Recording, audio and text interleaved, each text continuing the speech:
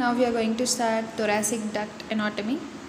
So if you see here in this diagram, this is the thoracic duct. So thoracic duct is actually a largest lymphatic vessel in our body, and it is mainly extending from the upper part of abdomen to lower part of neck. So it will start from the abdomen region, it will end in the neck region, lower part of the neck region. Mainly it crosses the superior and posterior parts of mediastinum. So it passes both the superior and also posterior parts of mediastinum, and has beaded appearance because of valves and lumen. You can see here it's like a beady shape due to the valves. Thoracic duct have valves in its lumen. If you remember, superior vena cava is a vein, but it doesn't have any valve, whereas the thoracic duct have many valves, hence it has some beaded structure like appearance. So where it starts, what is the course, let us understand. So it mainly begin as continuation of upper end of cisterna chyli. So if you say cisterna chyli, it starts from here near its lower border of T12. So this cisterna chyli is in the T12 region, lower border. So lower border of cisterna chyli at T12, it will start and enters the thorax by aortic opening. So it is entering the thorax by means of, here you will have the aortic opening, and later it ascends by posterior mediastinum and cross from right side to left side. So if you see here, it is moving in the posterior mediastinum, and later it will cross to the left side. So first it's in the right side, later it will cross to the left side at the level of T5.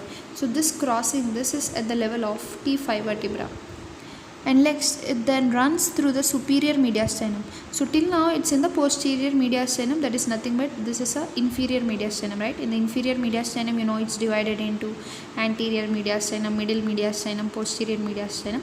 So mainly it is traveling in the posterior mediastinum of inferior mediastinum. Later it crosses at the level of T5 to the left side, right?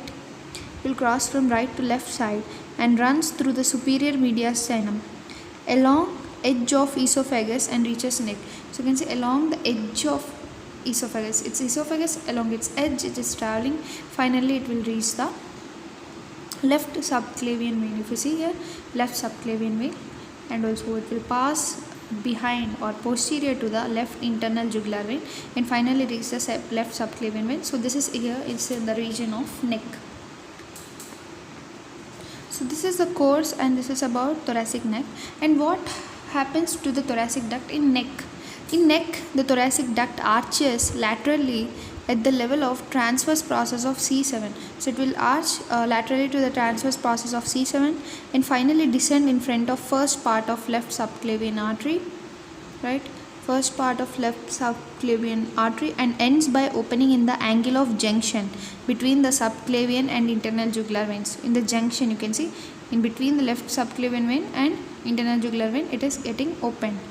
So this is about the thoracic duct introduction and course. Once I will see in the note so that we can understand.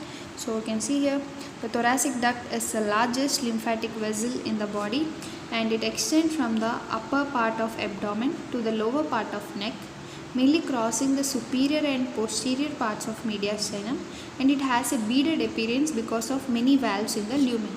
And course, it begins as continuation of upper end of cisterna chyli near the lower border of T12 vertebra, enters the thorax by aortic opening of diaphragm, then ascends by posterior mediastinum, crossing from right to left at the level of T5, then runs through superior mediastinum along edge of esophagus and finally reaches the neck. So in the neck, the arches are laterally at the level of transverse process of C7, and they finally descend in front of first part of subclavian artery and end by opening into the angle of junction between the left subclavian and left internal jugular veins. Now see its relations. So aortic opening of diaphragm. So anteriorly, so actually the relations to thoracic duct, anteriorly it will have diaphragm, posteriorly it will have vertebral column, and right side it has azygous vein, left side it has aorta. So let us check out what are all the structures. So if you see here, anteriorly it will have diaphragm. So you can see this is thoracic duct, anteriorly you will have the diaphragm, and posteriorly you will have the vertebral column. Of course, you know, posteriorly back of it will have the vertebral column, and right side you have the azygous vein. So if you see here, right side, this is azygous vein, and on left side you will have the aorta. So if you see, this is descending thoracic aorta which is present on left side to the thoracic duct. Now we will see about so this is all the structures relations to the mainly aortic opening of diaphragm. Next you have the posterior mediastinum. So in the posterior mediastinum is, this is still here, this is posterior mediastinum. From here it's superior mediastinum. So in the posterior mediastinum mainly anteriorly you will again have same diaphragm, and also you will have the esophagus. So if you see, esophagus is anteriorly placed to the trachea. Trachea is posteriorly placed, whereas esophagus is placed anteriorly. And also we will have the right pleural recess. So if you see here in this diagram, so here this side it's right pleural recess, and also you'll have anteriorly the diaphragm and also anteriorly esophagus. So if you see the structures here, esophagus and thoracic duct. Next, moving on to superior mediastinum. In the superior mediastinum, anteriorly you will have the arch of aorta. This one only will move further and form the arch of aorta, and about anteriorly you have arch of aorta, and also there is origin of left subclavian artery. So of course if this will form later left subclavian artery, so the origin is also there. And posteriorly of course vertebral column, and on right side you will have esophagus, and on left side you will have the pleura, the left side pleura of the left lung. So once again we will sum it up by understanding these notes. So you can see relations: aortic opening of diaphragm, which is anteriorly they have diaphragm, posteriorly they have vertebral column, and right side they have azygous vein, left side they have aorta. In the posterior mediastinum, anteriorly they have diaphragm, esophagus and right pleural recess. Posteriorly they have vertebral column, right posterior intercostal arteries, terminal parts of hemiazygous vein, and on right side they have azygous vein, and on left side they have descending thoracic aorta. So this one I have not shown in diagram, I will show you later. And superior mediastinum we will discuss anteriorly arch of aorta, and also there is origin of left subclavian artery, and post vertebral column, and right posteriorly vertebral column, right side they have esophagus, and left side they have pleura. So we will discuss about this posterior mediastinum. So again same, anteriorly diaphragm, esophagus, right pleural recess, posteriorly vertebral column also and also posteriorly I have right post intercostal arteries, because posterior intercostal arteries also there, and terminal part of hemiazygous vein. So if you see here, this is a hemiazygous vein, so this is its terminal part which is on posterior side, because you can see anteriorly the thoracic duct is passing, posteriorly the hemiazygous vein is placed, and on right side of course again same, the azygous vein, and on left side you will have the descending thoracic aorta. So this is a descending thoracic aorta. So now we'll see about the neck. The thoracic duct forms arch arising about 3 to 4 cm above clavicle. So it arises about 3 to 4 cm above the clavicle and forms an arch.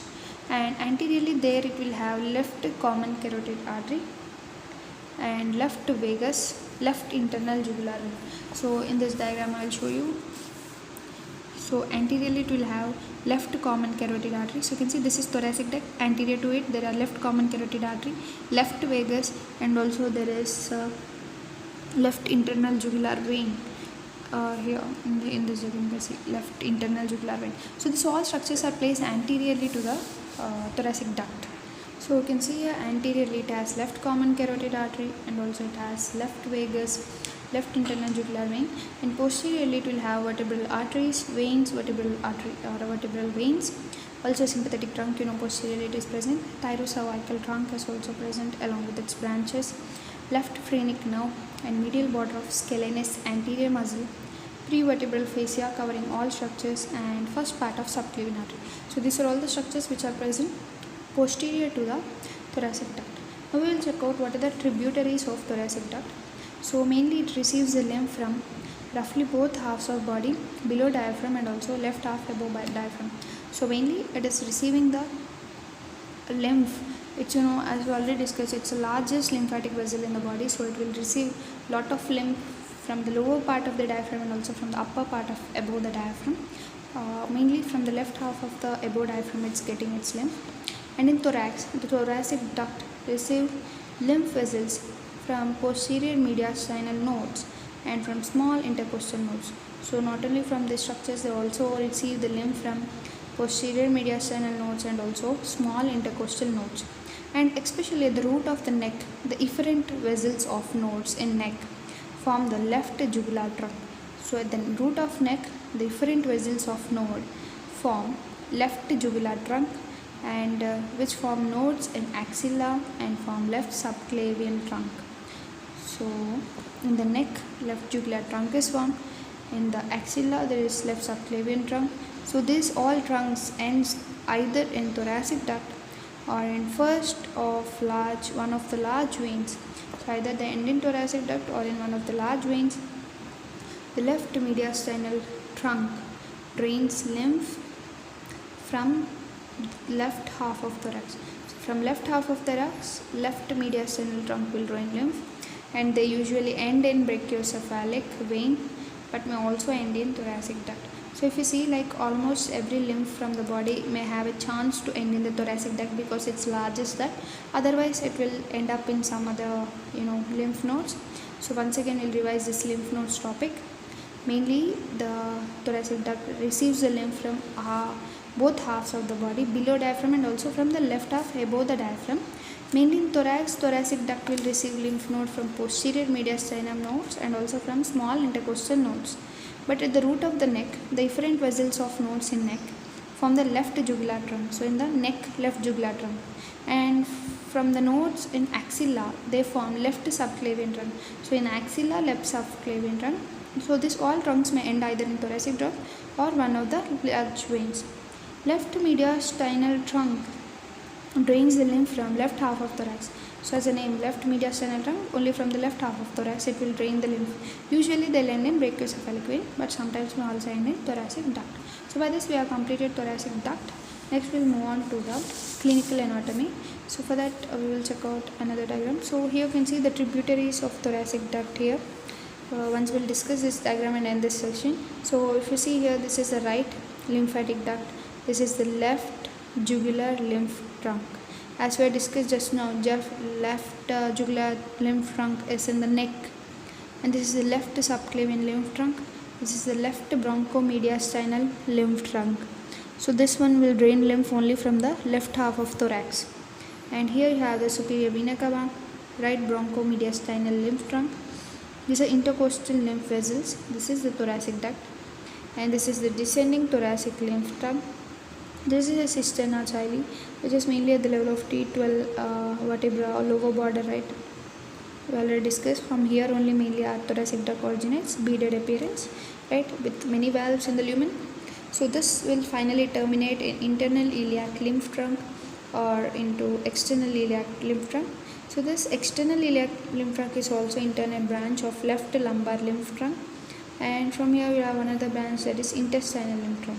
So these are all the lymphatic trunks which are in association with the thoracic duct. So if you see, almost like every lymph trunk can get drained into the thoracic duct. That's why it's the largest lymphatic duct, which can be the largest lymphatic vessel in the body.